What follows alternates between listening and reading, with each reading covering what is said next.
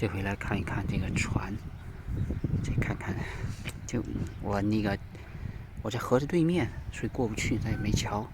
那个前面那个干什么呢？那是船，它分成几层，1、2、3层。这些船谁的呢？私人的，有钱人玩儿。这边有钱人玩船，像我们没钱呢，蹬自行车，2轮的，然后完了。像这些就很多人，比如说在巴黎了什么，他在这边买个船，就跟车一样的，你停车库里边得给人家钱嘛，因为那车库如果你不自己的，你得租人家的。这船也是一样的，你总不可能你完了回去以后，你这船就扔大海里边。而且如果你在港口的话，港口那个跟车位也是一样的，你得花钱的。船的也是一样的。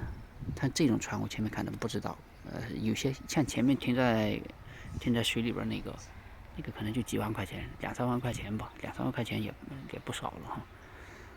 然后像这种的话，他就比如像有钱人巴黎下来的、里昂下来的，我们在海边嘛，他那边没海，每年交多少钱我不知道。这船就停里边，到时候今天比如说度假了来了，带着老婆孩子，得给他挪下来。刚才他是有叉车，刚才转过去了，因为这块看不到，他叉车给他抬下来。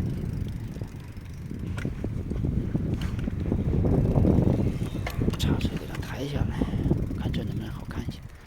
差不多都一样的。这有好多船厂，只要靠到海边的话，有很多船厂。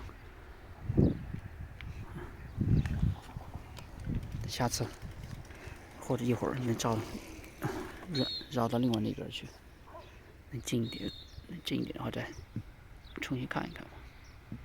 对，有钱人玩的游艇也不算游艇吧，小游艇。好，下次就这么着吧。